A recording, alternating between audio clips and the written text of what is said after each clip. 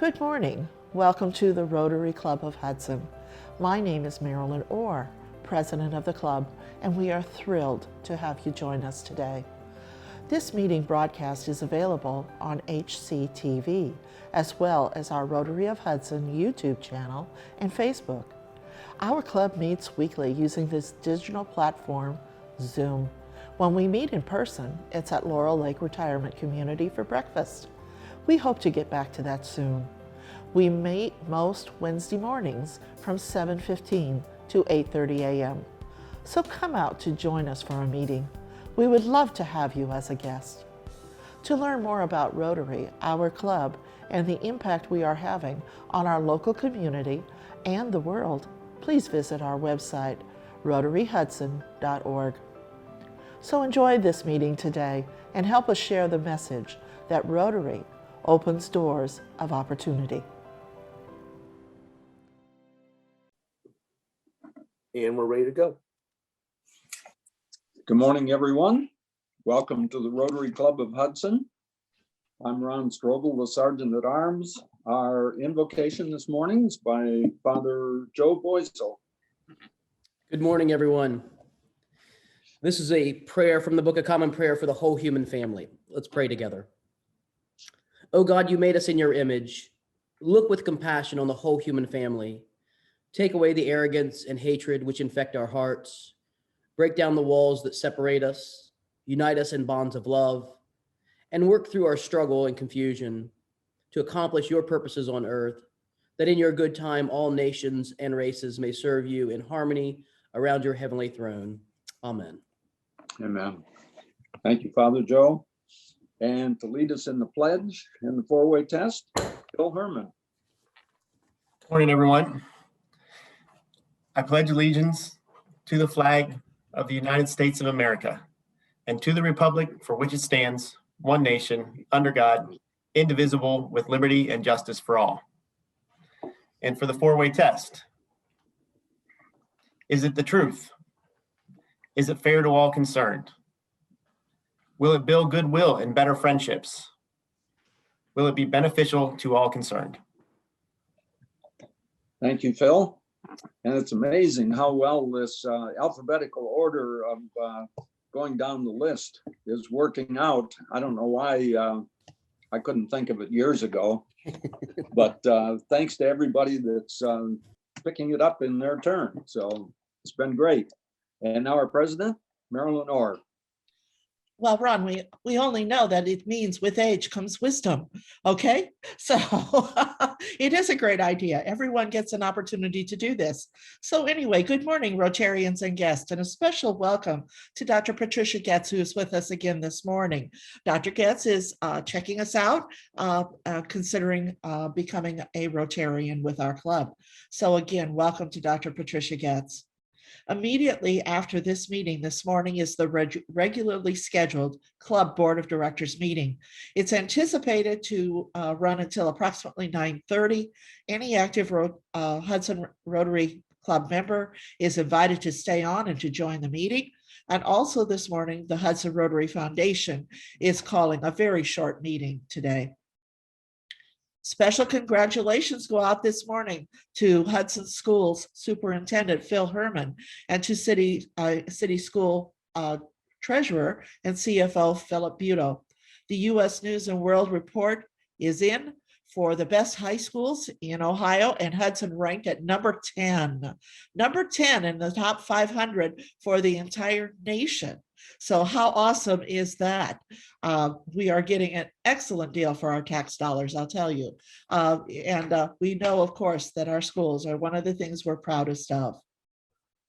You know, the weather has not been cooperating with our Rotary Rookie Project. Several planting dates for the pollinator garden being created at Hudson Ellsworth Hills Elementary School have been canceled. So right now it's looking like the first availability to plant is going to be early next week. We have plants germinated and carefully tended by Chris Foster in his greenhouse. We have lots of seed to help fill the space. So if you're interested in getting a little dirt underneath your fingernails this year, come out and help us finish this project up. I would suggest that you contact Terry Bortnick or myself. and we'll make sure that you know the times and the dates. So anyway, we're now ready for our speaker. Jim Lang, can you please unmute and give us an introduction of today's speaker? We're really excited for this one. Yeah, I am too, Marilyn. Thanks very much. And good morning, Rotarians.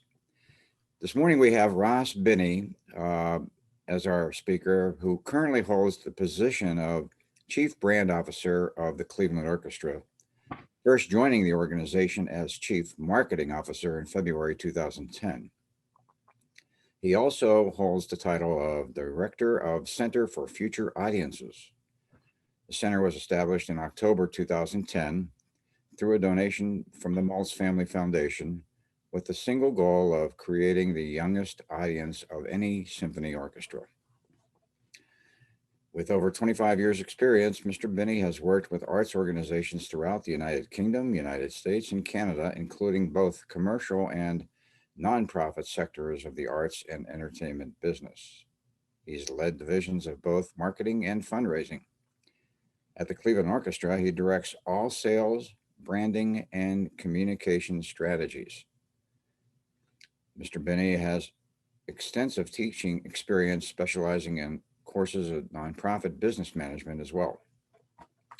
Currently, he serves on the faculty of Baldwin Wallace University, and he has received an MBA from the Edwin L. Cox School of Business at SMU and a BA from the University of Texas in Austin. Mr. Binnie is married to wife Liz and has 4 children. And without any further ado, Mr. Binnie, unmute yourself. I'm sure you're familiar with this process, and you can share your screen or whatever you feel comfortable with. Welcome. Thank you, Jim. Thank you for that introduction. Let me just share away, hoping you can all. Looking good. Looking good. I'm going to try and show a video, which will be the real skill. It won't be a long one, but it will be a terribly good skill. But thank you for that introduction, and good morning, the good people of the Hudson Rotary. It's a great pleasure to be here. Jim covered most of the introduction. Basically, what the question probably on your mind: what does the Chief Brand Officer do? And I look after the public relations, sell tickets, look after customer guest experience. And this year I've been doing a lot of the digital work that has been required while we haven't been able to perform. I was born in Newfoundland. Anyone here from Newfoundland? There never is. Actually, I was doing a presentation at I was introducing a concert at the Henry Ford Museum up in the Detroit area in Dearborn for the Detroit Symphony a few years ago, and there's 10,000 people out there. And I said, anyone here from Newfoundland? And there's a guy in the fuss like, yeah, I'll be right over, Ross, and I'm like, oh no. But there never is. But I was born in the northern tip of Newfoundland and grew up in the UK with British parents, which is why I sound this way. Do I have any subscribers and donors here? I usually do, and if I do, thank you. It's hard to see you all, but it's been a tough year, and the support from this community has been absolutely tremendous.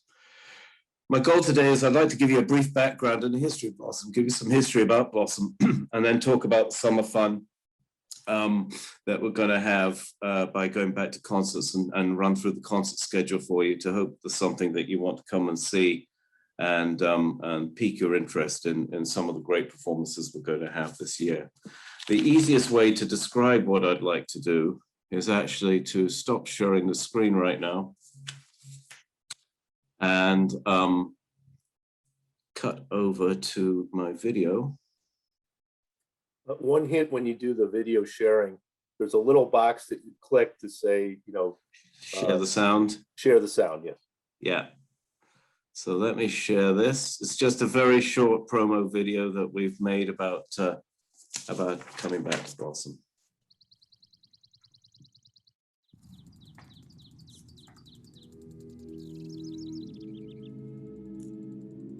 How do we measure time? In opportunities lost, seats left empty, notes unplayed, unheard. We've learned that what we love and what we need is sometimes clearer in absence. Even now, the sun warms the grass. The birds beckon, and anticipation fills the air. It's time to remember. It's time to recover a little of what we've lost. It's time to gather together once more under the stars.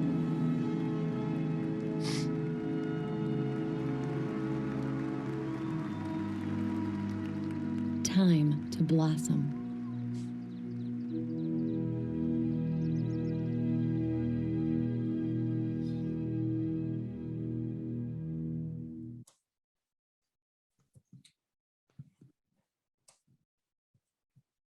And now just going to show the presentation again. So that's a little bit what we're trying to do. A lot of people don't know that the Cleveland Orchestra actually own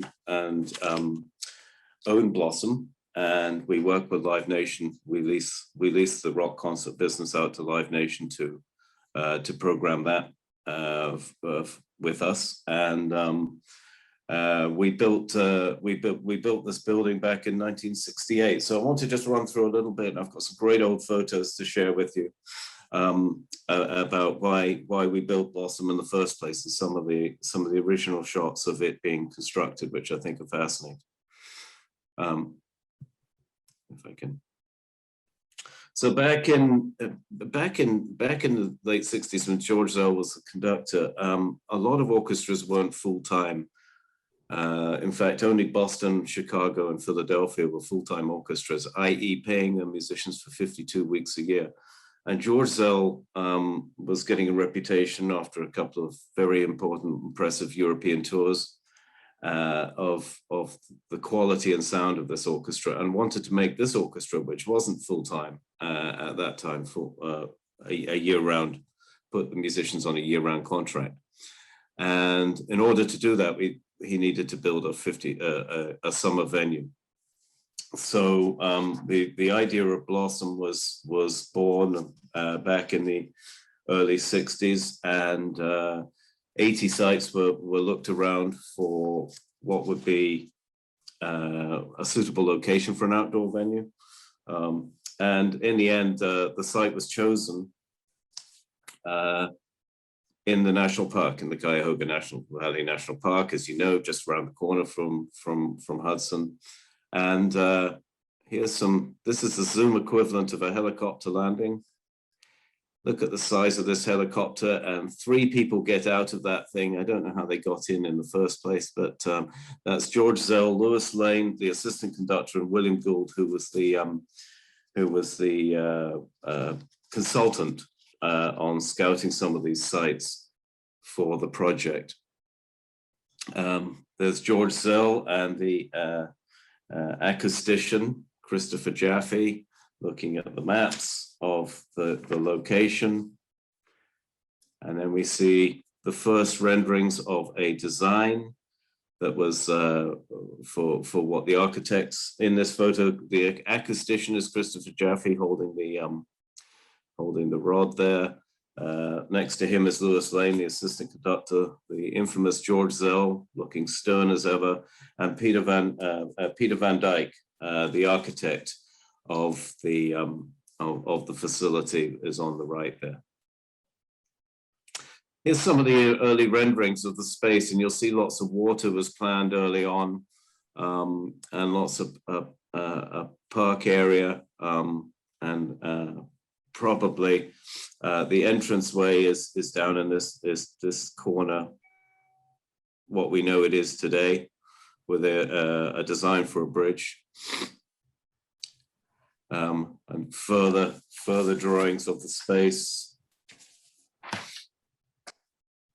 And then the sketches start to get fairly close to what we know of Blossom today. The interior with the crowd, it's beginning to look like it does today from the drawings. However, when they first went out there, it didn't look anything like it does today. And this is a picture of the 500 acres that was purchased for this project. George Zell wanted to open the facility in 1967. It actually didn't open until June of 1968 because the orchestra was away in 67 on a European tour, and there was problems with getting any water into the site. And they had to delay it by a year. Here's some picture of some orchestra members coming out, looking at where they're going to play. I don't know what they thought when they saw that. But they head out to see the new property. The orchestra manager at the time was a gentleman called Beverly Barksdale, and he is pictured in this photo leading the pack in the middle here. This one here. The building, the ground was broken, as it says here, on July 2nd, 1967. This is Frank Joseph, the chairman of the board, with Emily, Mrs. Blossom Senior, and Betsy Blossom. And we still have those shovels in our archives, and they're gold. And it was named after the Blossom family because the Blossoms have always been on the board. We still have a member of the Blossom family on our board of trustees. And they've been great supporters of the institution. They also donated 1.3 million to the facility at the start. So then we get to a space where we're putting gas and pipelines. If you go to the basement of the Blossom facility now backstage, this is the concrete that you still see today. It looks very similar when you're in there. And then you can see the familiar beams just being raised. You can see it's already the pavilion taking shape very early on. And then the last part of the beam going in into the shell. That's George, that's Emily Blossom and George Zell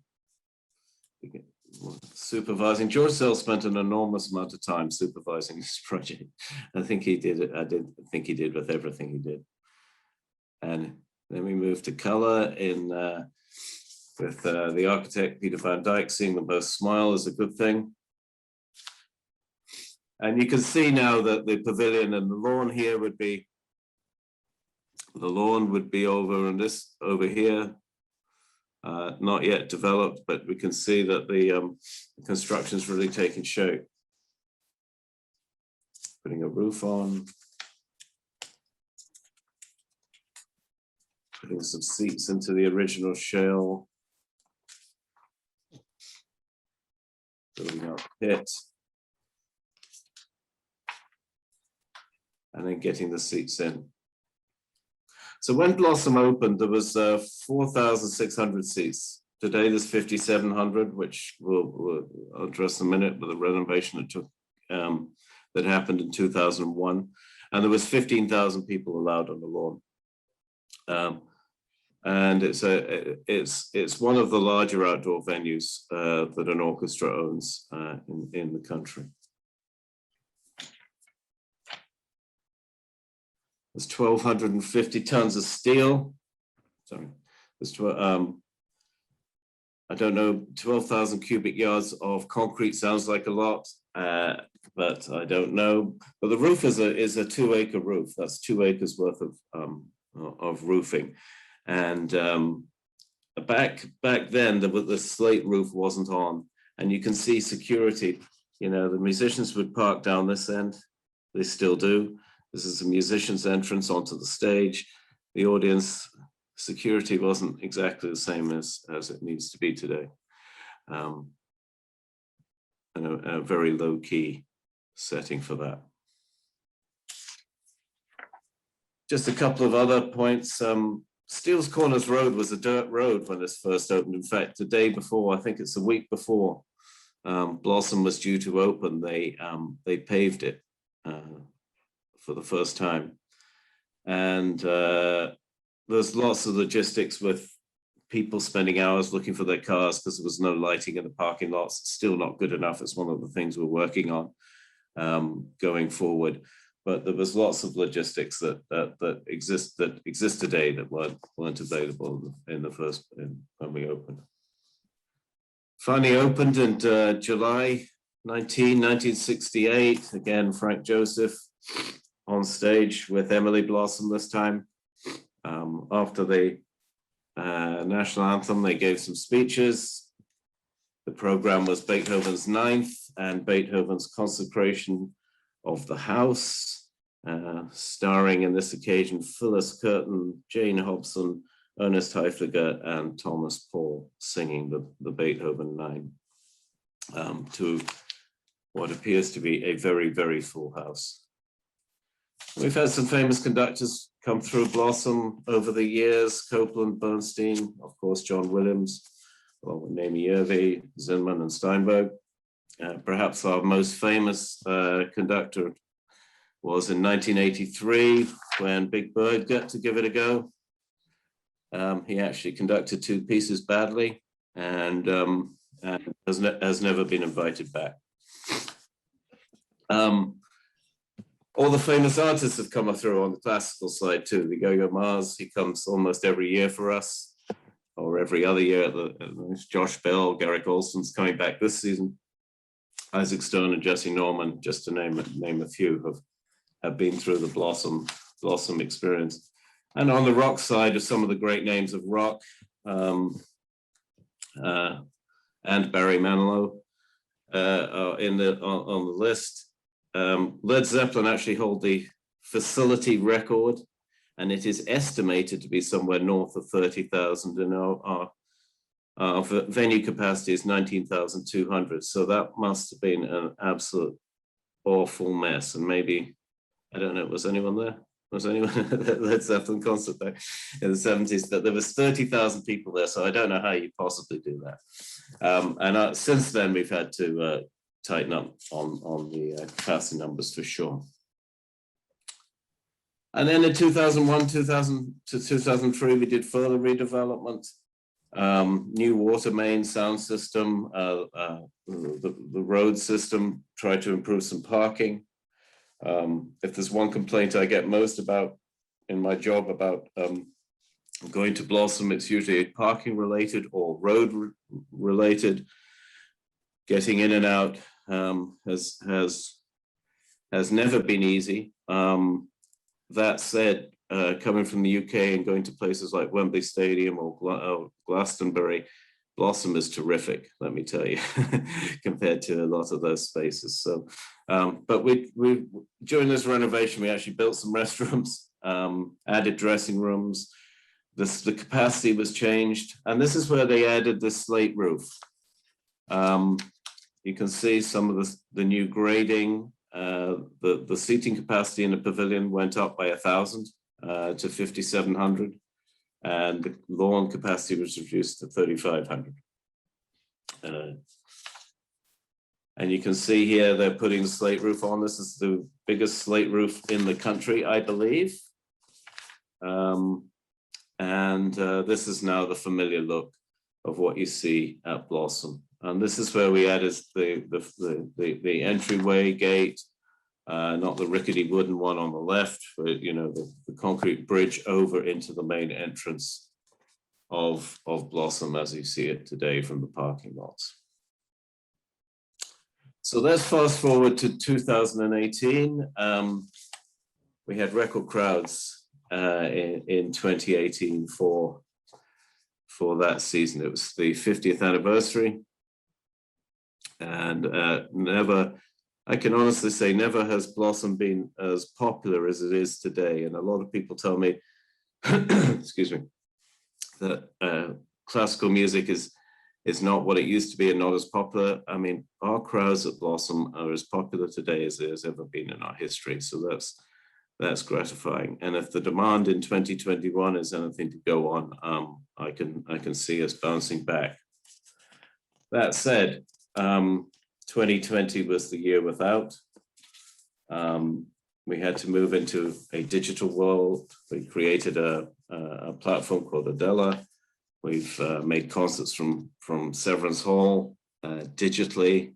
The Zoom feature that we're all doing now has stuck with us, and it was a tough year, but it allowed us to innovate fast, introduce a podcast. I hope perhaps some of you listen to our podcast on a personal note, some terrific episodes, some funny episodes in that, and do lots of video work, but no Blossom. But one thing I can tell you about the pandemic and Blossom, if you go out there this year, the lawn has never looked better. The beating it takes year in, year out. I mean, this is about the best photo I could find, and this is before the start of the year. A year of recovery has done that lawn the power of good. How long we can hold on to it, I don't know, as the rock audience has come through, but it looks absolutely stunning. So let's talk about Time to Blossom again, and the season ahead of us. And I'll spend maybe sort of 10 minutes just going through that, and then hopefully take some questions from you guys. First of all, on the health and safety situation, picnics are on the under 18s program. We have an under 18s free program that we introduced back in 2011 that's been highly successful. We will get over 20,000 under 18s coming with their families free of charge to sit on the lawn all summer long, and it's so important to us to sort of start the next generation coming to concerts. All the concessions are planned to be open. We will require masks. At this point, we're requiring masks, but I'm hearing more and more about being outdoors and less need for those, the more people that get vaccinated, etc. But at this point, we're requiring masks, and we will instigate a process. It won't be of social distancing. So hopefully, the good news is my audience for the orchestra concerts at Blossom like to not touch, if that's the way to say it. They like to spread out their picnics and their blankets and their baskets, and I'm not sure social distancing will be an issue. But we are at the moment only selling a third of the capacity of the venue per the governor's orders. So we're selling about 6,000 tickets a concert, as opposed to the 19,000. And as that changes, we will. We have 12 concerts this season, 12 exciting concerts this season, over 12 weeks, which is about one a week, which is about, at this point, half of what we would do in a typical summer. That said, we're still working on more shows that I plan to announce as the summer goes on and as conditions improve, and some of those will be exciting additions. But at the moment, we're looking at 12 concerts, and I think the goal is always to provide. All you need to do is like music, and we should have something for everybody. That's always my goal. And even if you just like a glass of white wine in a beautiful national park and don't like music, you can probably get away with it. So the goal is always to make sure we have something for everybody. So we start the season, and I'm going to start sort of with the classical space. And hopefully there's something that will trigger your fancy, and you can look up buying tickets. This is really a light classical program, the week of July 3rd and 4th. Somehow Tchaikovsky's 1812 Overture has been associated with American Independence Day. I love it. I don't know why, but it's a tradition now, and people go crazy for it. That will be in the program along with some Sousa, as well as some Leonard Bernstein and some Aaron Copland with Appalachian Spring. It'll be a really nice, it's a very American program. That's the intention. And Brett Mitchell is a former assistant conductor now with the Colorado Symphony as their music director. And Michelle Kahn is a great pianist who is making her debut with the Cleveland Orchestra that weekend. And she will be playing the premiere for the Cleveland Orchestra by Florence Price, concerto in one movement on the piano. Then we have Dame Jane Glover. I'm going to call her Dame Jane because she's British. She just got the title of Dame. She's an expert in early music. This is an all Mozart program with Ben Grosvenor playing the piano, exciting young pianist, which will include the Piano Concerto number 20 and the Symphony number 40, and is a delightful, call it Mozart in the Meadows, because there's nothing better than Mozart, white wine, and some outdoor music. So this will be a super program with Jane Glover. Then on the 25th of July, we have an exciting 41-year-old conductor from Venezuela making his debut, Rafael Peyer. And he's playing with Stefan Yakov, who made his debut in 2017 on the violin. And they're doing the Dvorak 9, one of the most famous pieces of classical music around, the New World Symphony. Stefan will be playing the Prokofiev violin concerto, and we'll be doing the New World Symphony. So that would be a blockbuster program. And I think perhaps my favorite of the entire season is these two legends joining us out at Blossom, Herbert Blomstedt and Garrick Olson, fantastic pianist with the Beethoven Piano Concerto. It's an old Beethoven program at this point. And Beethoven's Seventh Symphony, which is one of my personal favorites of all the classical repertoire. Herbert Blomstedt is amazing. He's an orchestra favorite. He's also 93 and fit as a fiddle. And just amazing to see how he connects with the orchestra, especially in this programming. I think it will be a super evening. And then three talents. Our principal trumpet, Michael Sachs, will be leading this concert. He's the star soloist with Bezud Abduramov, who is an exciting young talent on the piano. And this conductor is Karina Kanalakis. She's actually from New York. She's just become music director in the Netherlands and is one of the rising stars in the industry. So sort of we've got a debut, a rising star, and our principal trumpet all coming together for what should be a pretty interesting night, featuring Tchaikovsky's Symphony Number 4 and a Shostakovich Piano Concerto. So, and a piece by Dvorak on that program as well. And then Yakia Ling, who was the music director for Blossom for a very long time and a definite favorite out there, with Sakaye Shoji on violin. So Yaka was the youngest ever winner of the Paganini competition in Europe, and as I say, Yaka is a favorite with the audiences. The Brahms Violin Concerto is very familiar, as is the Symphony Number 3 in a program featuring headlined by Brahms. Should be delightful. And then the music you heard on the video was the Enigma Variations. It was Nimrod from the Elgar, a sort of British program a little bit. Elam Cham is our youngest conductor of the season, with Herbert Blomstedt being the oldest. She's 34, comes from Hong Kong, and another of these rising stars in the industry.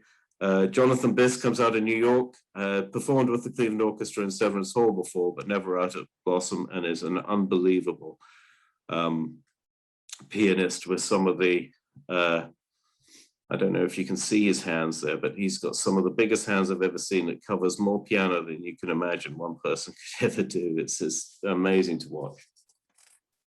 On that program, there's some Beethoven, Elgar, and a piece by Shaw. If you like the pop side of what we're doing, a little bit more than the classical, we've got a super program just titled The Great American Songbook with works by Gershwin, Ellington, and Hammerstein, you know, the Summertime, Fascinating Rhythm, those kind of shows. Carpathia Jenkins has performed with the orchestra a number of times and has an unbelievable voice. I think this conductor is actually, maybe he's not making his debut. I thought he might be making his debut with us. And then on August the 8th, the Classical Mystery Tour. This is an amazing thing. The Beatles show with the orchestra. These guys in this band called the Classical Mystery Tour take it incredibly seriously. I mean, they arrive out of their cars as if they're John, Paul, George, and Ringo, and spend the whole day with you rehearsing as if, you know, you're in Liverpool. And they do an incredible show, and we're still working on exactly what tracks we'll be playing, but I can assure you things like A Day in the Life and Yesterday in Penny Lane will all be featured on this program. And this one is sure to sell out and so big. And finally, we get to our Labor Day weekend, which will be conducted by Richard Kaufman, who comes from the left coast out in LA and works on a lot of the Hollywood scores. And this will be a blockbuster weekend with the fireworks, with programs from the likes, mostly from John Williams with the E.T.s and the Star Wars and the Supermans and the Harry Potters. And we're trying to make it a big family-friendly weekend out over Labor Day, when hopefully a lot more of this awful business is behind us. So just so summing up, the interesting thing about Blossom for me is that half our audience in a year for the Cleveland Orchestra will come through Blossom on only about a quarter of the concerts we will perform. Now that's obviously because of the volume and the size, but I think it's also the accessibility of the space and the beauty of the space and the history of the space. And it's such an important entry point for this orchestra to make sure we keep growing our fans generation over generation. And that's why it's so important. We need to make sure there's something for everyone.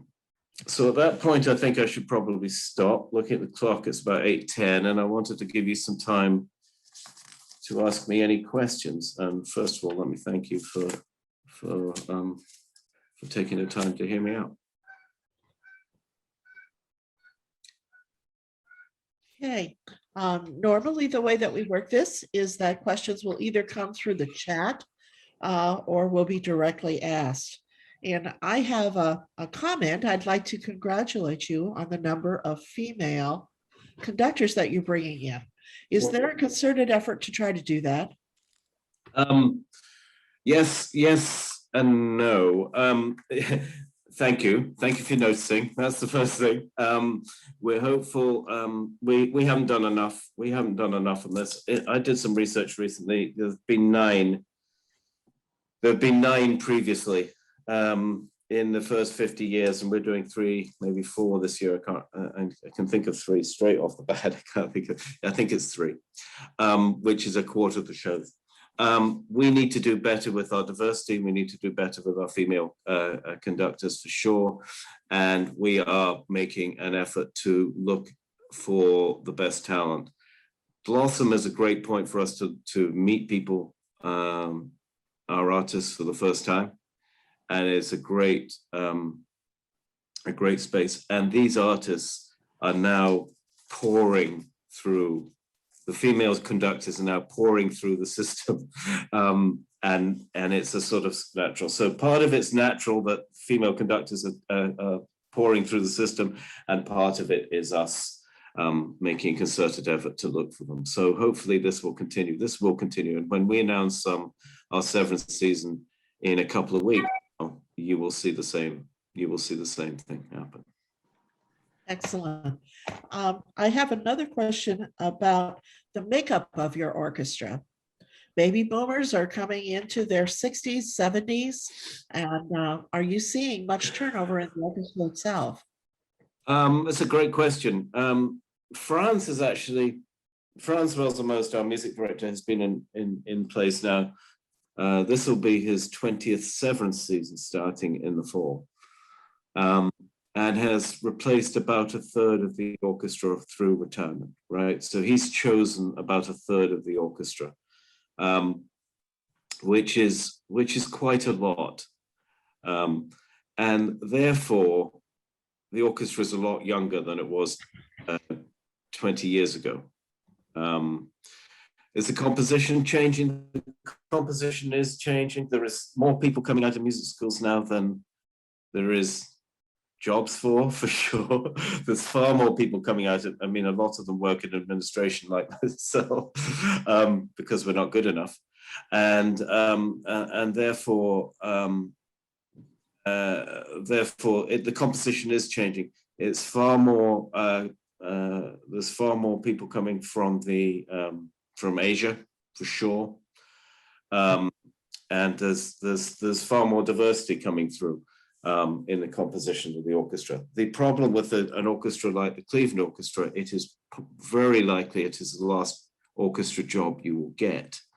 And therefore, it's a destination orchestra, and therefore, when we have an audition, 500 people from all over the world will apply and fly here on their own dime to audition. And we don't get to choose. We don't necessarily get to choose that pool of people. And because the industry is of a certain makeup, it's going to take time for the Cleveland Orchestra to change its demographic look on stage, if you see what I mean. How many of the US orchestras are like Blossom? I mean, like the Cleveland Orchestra, where they are full-time orchestras? It's probably, it's hard to say. It's probably 20 or 25 now.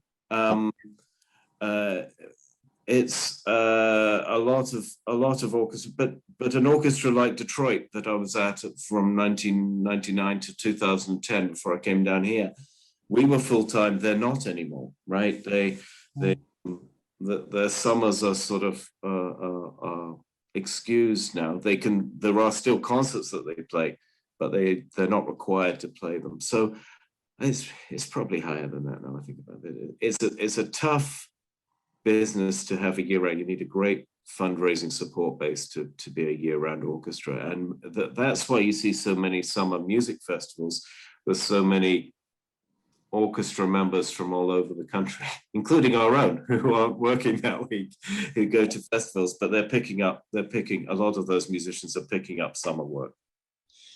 We've got a couple of questions Marilyn, can I ask you a question? regarding sales.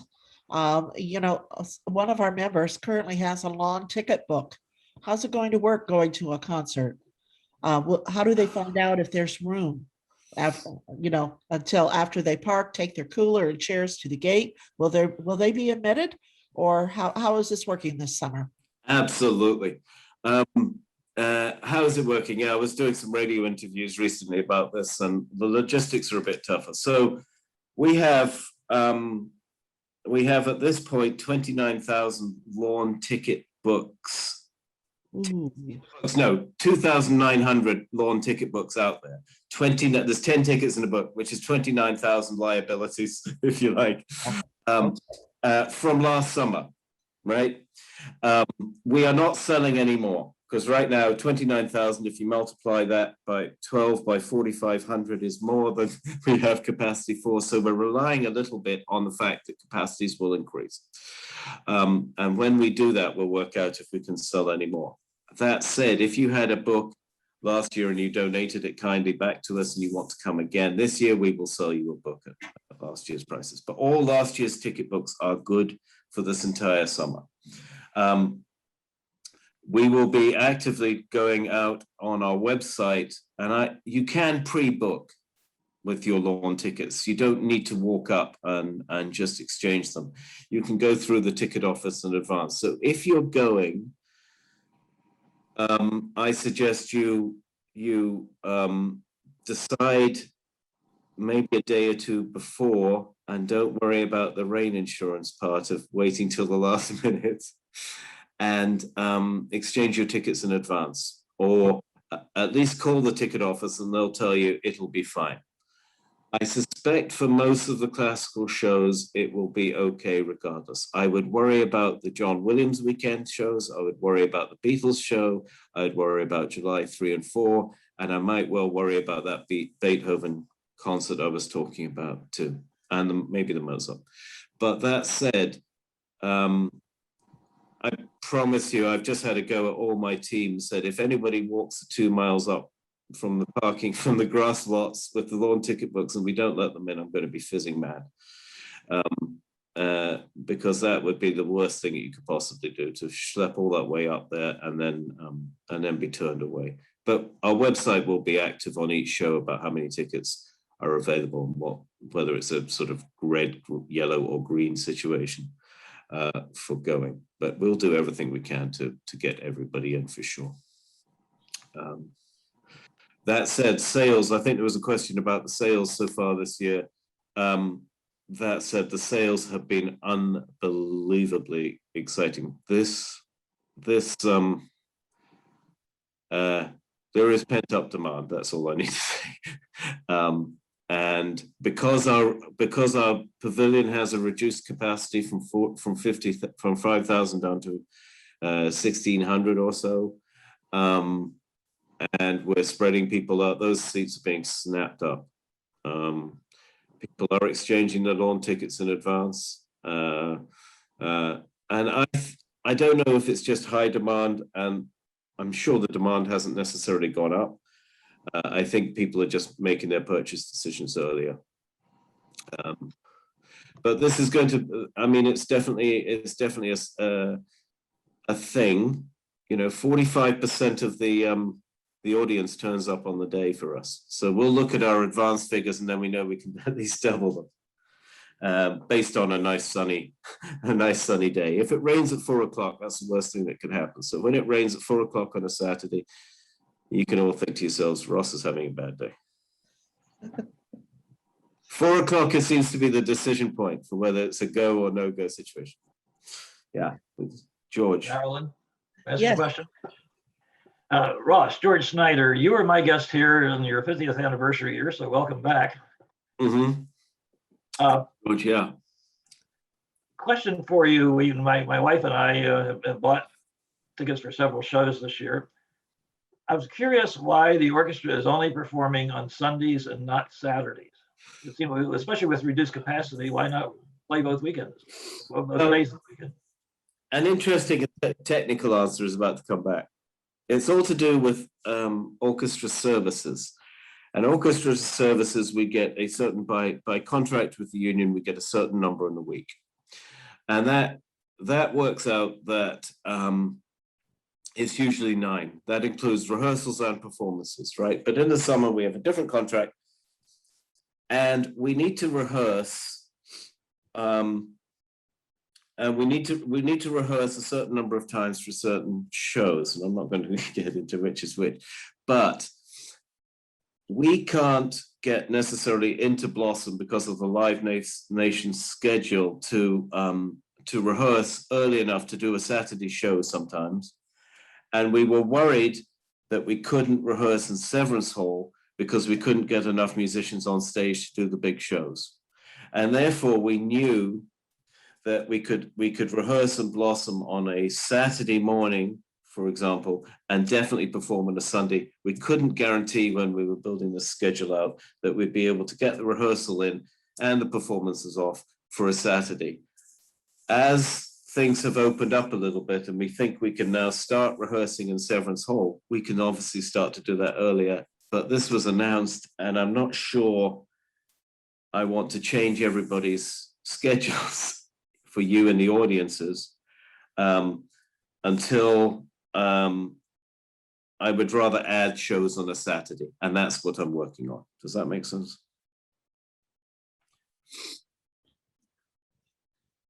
We've had a comment from Superintendent Phil Herman. the Hudson High School class of 2021 commencement ceremony will take place at Blossom Music Center on June 3rd.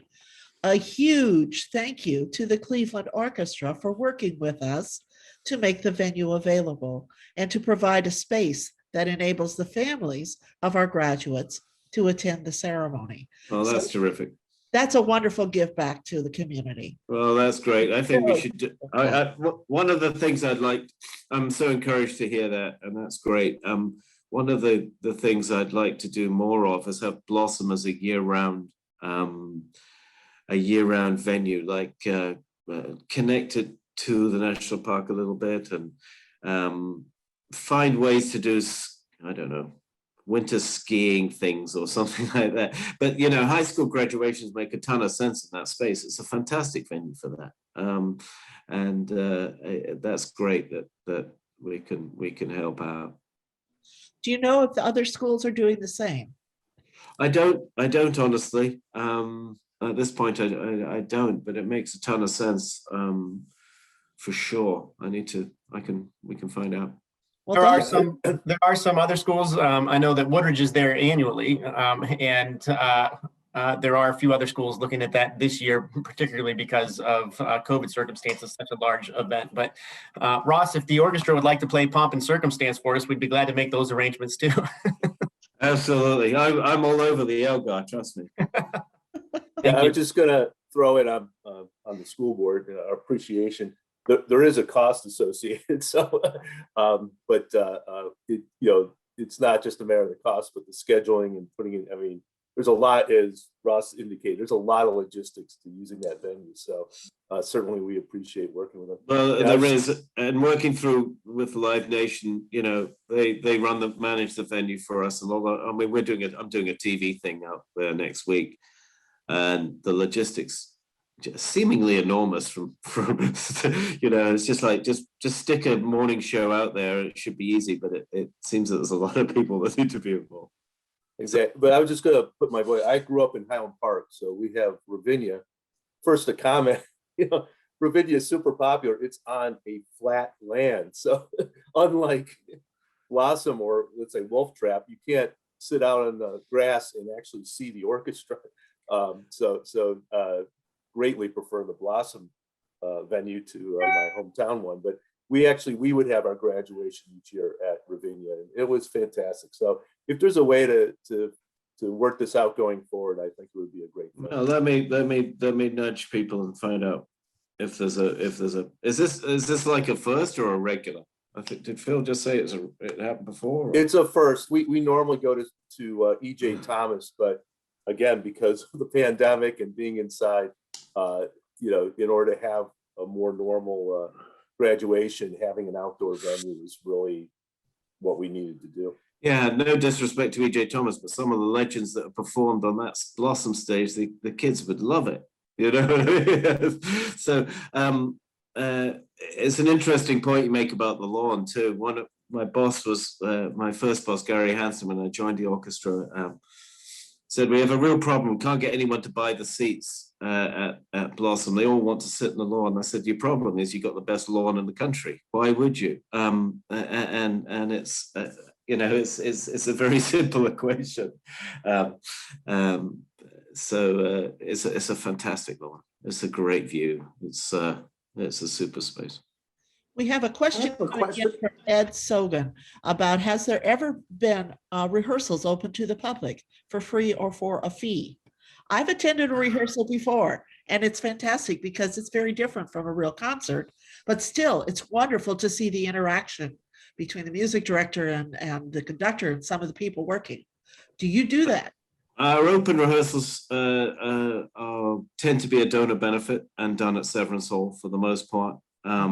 And they're very popular. We have, in my career, I've occasionally charged for an open rehearsal when I have sold out the rest and people wanted to see the rehearsal of Beethoven 9. A little secret at Blossom: if you arrive, the doors open at 5:30. Sometimes the rehearsals are going on till 6. So a little secret if you want to, and the concert might start at 7:30.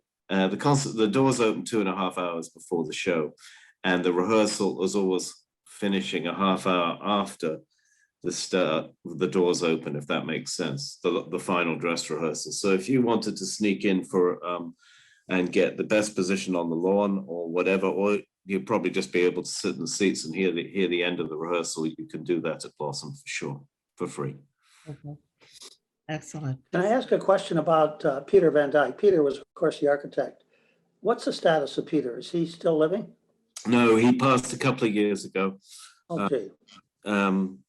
Just a great guy and his story. What a wonderful guy. It'd be great sometime if you could give a tribute to him in your performances, because he really has done a lot for Blossom. Absolutely.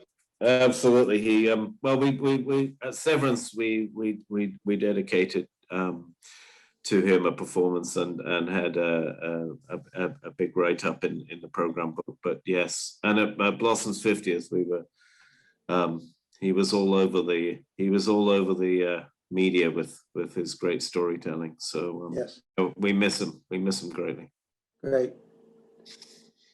I think we have time for perhaps one more question. Has anyone got one? Well, I have one. There is a support in our community, a group of people who are fundraisers helping to support Blossom. Do you have any comments about how things like that work in relationship to fundraising for the orchestra downtown? So there's a Blossom Friends group who do a lot of the fundraising. In fact, I believe there is still a summer gala dinner event scheduled for this year, which you could all join in on if you so much. But there's a Blossom Friends, a distinct group who are very active in promoting that we pay attention to Blossom as much as we do to Severance and the rest of Northeast Ohio, led by Tom Waltermeyer is one. Iris Harvey is the other co-chair of that, and they're always happy to engage with new donors. I mean, our fundraising is done centrally for the most part from the administrative point of view, but the volunteer groups, like the one I just mentioned, are very active indeed. Well, thank you for joining us this morning. This has been very informative, and we're looking forward to more restrictions being lifted so that perhaps you could open up those tickets a little bit more. I'm sure. Yeah, I hope so too. For joining us. Next, thank you. We're going to be having Dr. Chris Kuhar, who is the executive director of the Cleveland Metroparks Zoo for the past 8 years. He's going to be joining us. Little hint, one of his resume shows that he used to work for Disney Animal Kingdom. So we'll have an interesting time speaking with him. Let's look back in history again for just a few tidbits here. In 1215, the English barons serve an ultimatum to King John, which eventually leads to the creation and signing of the Magna Carta. In honor of our Canadian-born visitor today, in 1870, Manitoba became a province in Canada.